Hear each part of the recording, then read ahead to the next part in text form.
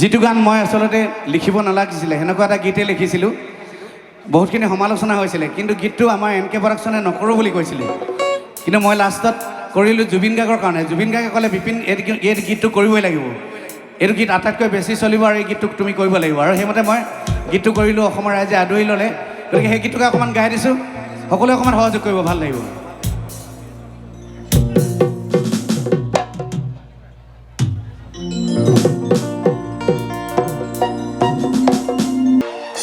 ঠিক আছে। আমাৰ স্বৰ্গদেউসকলে বিভিন্ন জাতি জনগোষ্ঠীক লৈ এখন অসম গঢ়িছিলে, শুৱনি অসম।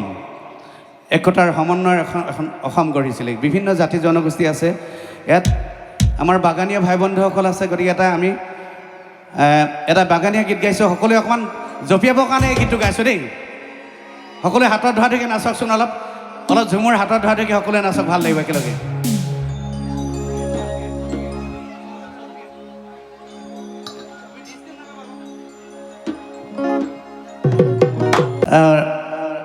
যিটো গান মই আচলতে লিখিব নালাগিছিলে সেনেকুৱা এটা গীতে লিখিছিলোঁ।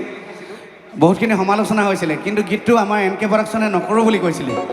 কিন্তু মই লাষ্টত কৰিলোঁ জুবিন গাৰ্গৰ কাৰণে। জুবিন গাৰ্গে ক'লে বিপিন এই গীতটো কৰিবই লাগিব, এইটো গীত আটাইতকৈ বেছি চলিব আৰু এই গীতটোক তুমি কৰিব লাগিব। আৰু সেইমতে মই গীতটো কৰিলোঁ, অসমৰ ৰাইজে আদৰি ল'লে।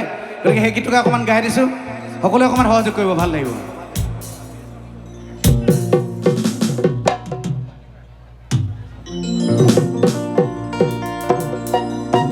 ঠিক আছে। আমাৰ স্বৰ্গদেউসকলে বিভিন্ন জাতি জনগোষ্ঠীক লৈ এখন অসম গঢ়িছিলে, শুৱনি অসম।